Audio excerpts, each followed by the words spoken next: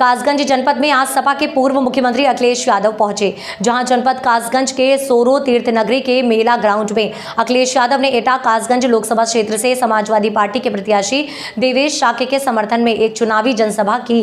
वहीं जनसभा के दौरान जैसे ही अखिलेश यादव मंच पर पहुंचे, तभी मंच पर मौजूद सपा प्रत्याशी देवेश शाक्य के साथ अन्य सपा नेताओं ने अखिलेश यादव का फूलमाला पहनाकर स्वागत किया। अखिलेश यादव ने जनसभा को संबोधित करते हुए सपा प्रत्याशी देवेश शाक्य के लिए जनता से समर्थन मांगा और जमकर एनडीए सरकार पर निशाना साधा। आपको बता दें कि लोकसभा चुनाव के मैदान में उतरकर सभी पार्टियों के प्रत्याशी अपनी अपनी जीत के लिए जी जान लगाए हुए हैं और सभी दिन रात मेहनत कर रहे हैं। अपनी अपनी पार्टी के प्रत्याशियों के लिए पार्टियों के बड़े बड़े नेता भी जनसभाएं कर रहे हैं। सरकार संपत्ति ले लेगी, क्या इशू है पूरा? देखिए, ये अननेसेसरी बहस कर रहे हैं, उस बहस का कोई मतलब नहीं है। जो बुनियादी सवाल है कि किसान की आय दोगुनी हो, नौजवान को नौकरी रोजगार मिले, और सबसे बड़ा सवाल देश की जनता के सामने ये है कि संविधान बचाने का चुनाव है।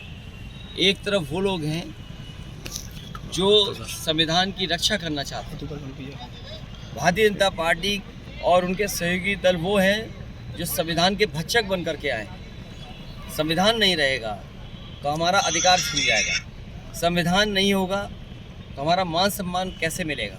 यही संविधान है जो हमारी संजीवनी है। बाबा साहब भीमराव अम्बेडकर जी का दिया हुआ संविधान हम सबको बराबरी पर लाने का, ये एक कॉन्स्टिट्यूशन में संविधान जो तय किया है बाबा साहब ने कि सभी को बराबरी के हक मिले, सबको बराबर आगे बढ़ने का मौका मिले। लेकिन ये भारतीय जनता पार्टी जानबूझ करके इस कोशिश में है कि संविधान को ख़त्म कर दें, नया कोई संविधान बनाना चाहते हैं। लेकिन जनता इस बार तैयार है, जो संविधान बदलना चाहते हैं उन लोगों को जनता बदल देगी। केशव प्रसाद मौर्य पहुंचे थे वहां पर और कहा कि समाजवादी पार्टी जो है अब समाजवादी पार्टी बनने की लगातार अटैक कर रहे हैं। कल आप नामांकन ये सब डायलॉग पुराने हो गए। ये घिसे पिटे डायलॉग चाहे दिल्ली वालों के हों, चाहे लखनऊ वाले को हों, और चाहे ये जिन्हें कोई सम्मान सरकार में नहीं मिल रहा वो हैं, तो ये घिसे पिटे डायलॉग कोई सुनना नहीं चाहता, ये थकी हुई कहानियों को कोई सुनना नहीं चाहता है।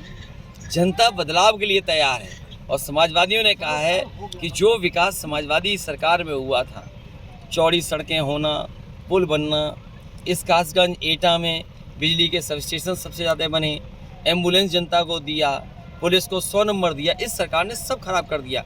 कभी आप सोचिए, एटा में लगा हुआ बिजली का कारखाना अगर आज लग गया होता तो क्या आपको और हमको इतना बिजली का बिल देना पड़ता? ये वो सरकार है जिसने जानबूझ करके समाजवादी सरकार में काम जो हो रहे थे उनको रोका है।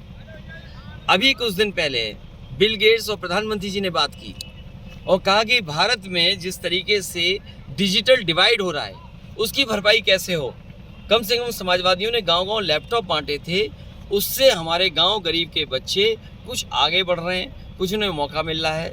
और आज अगर आप गूगल करेंगे तो कई अमेरिका के शहर हैं जहां पर गरीब बच्चों को लैपटॉप दिया जा रहा है। सोचो, कभी समाजवादियों ने 7 साल पहले दिया था। इनका जो मोबाइल है वो पता नहीं कहाँ का, किस क्लास का है, कोई 3rd क्लास भी नहीं है वो। तो इसलिए न ये शिक्षा में काम कर रहे हैं, न नौकरी रोजगार की बात कर रहे हैं। सोचिए, 60 लाख बच्चों का भविष्य इन्होंने डुबा दिया।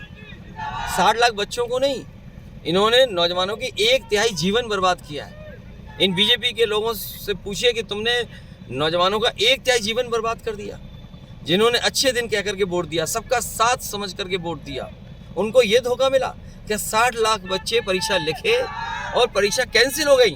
अगर 60 लाख के बच्चों के हम माँ बाप को जोड़ दें तो एक परिवार में 3 वोट नाराज हुए हैं जो सरकार के खिलाफ मतदान करने जा रहे हैं। अगर पूरे प्रदेश का हिसाब लगाएं तो 60 लाख गुणा 3, 1 करोड़ 80 लाख, और यही 1 करोड़ 80 लाख अगर हम भाग दे दें 80 लोकसभाओं से तो 2,25,000 वोट हर लोकसभा में भारतीय जनता पार्टी का कम हुआ है। और जिस तरीके से समाजवादी पार्टी ने अपना टिकट वितरण किया है और सबको साथ लाने की कोशिश की है, बीजेपी घबराई हुई है।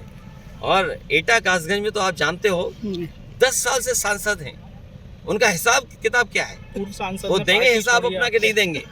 और इस बार तो देवेश के समाज के लोग और इनके साथ जो पीडीए परिवार जुड़ा है, लाखों लाख वोटों से बीजेपी हारने जा रही है। भैया दूसरा चरण आज हुआ है, आपके जो अलीगढ़ से प्रत्याशी हैं विजेंद्र सिंह, वो रोते हुए नजर आए थे कि प्रशासन पर्चियां नहीं पहुंचा रहा है देखिए ये सरकारी तंत्र यही काम करता है, पुलिस को आगे कर देगा, लेकिन पुलिस वाले इस बात तैयार हैं कि अगर अग्निवीर 4 साल की नौकरी है, कहीं इनकी हो गई 3 साल की नौकरी, तब क्या होगा।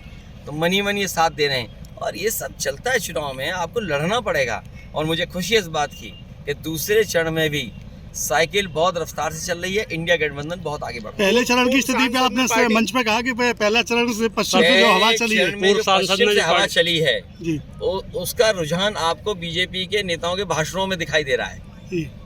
जो रुझान है उसी ने भाषा बदल दी। मंगलसूत्र वैसे ही आया क्या फिर? क्योंकि पहले चरण में जनता ने उन्हें साफ कर दिया तो बहुत सी पुरानी चीजें इन्हें याद आ गई हैं, जिनका कोई मतलब उनके जीवन में नहीं है, ऐसे लोगों को उन्हें भी याद आ रहा है। यहाँ पे पूर्व सांसद ये जानबूझ करके इन सवालों को इसलिए उठा रहे हैं जिससे बेरोजगारी और महंगाई पर बहस न हो। मैं तो आपसे कहूँगा केवल नमक की कीमत आप पता कर लो, 2014 में नमक की कीमत क्या थी और आज 2024 में नमक की कीमत क्या है। नमक तो सबसे बेसिक चीज़ है, अगर उस पर भी इन्होंने मुनाफा नहीं छोड़ा और गेहूं अभी कट गया, मान लो कुछ लोगों का बाजार पहुंच गया है, कुछ लोग किसान इंतजार कर रहे हैं, क्या किसानों की लागत का दोगुना मिला है उन्हें? जब मंडी नहीं होगी तो किसान लेके कहाँ जाएगा, आय कैसे बढ़ेगी? और इन्होंने तो सत्ता दिखाई दी आय दोगुनी बढ़ाएंगे। ये केवल बड़े बड़े उद्योगपतियों को मुनाफा दे रहे हैं। आप लोग भी बाजार में जाकर देख लें, गोदाम उन्हीं के बने जिनका पैकेज्ड आटा बिक रहा है, जिनका पैक्ड आटा बिक रहा है, उन्हीं को गोदाम बनाने का मौका दिया। किसान से गेहूं खरीदेंगे,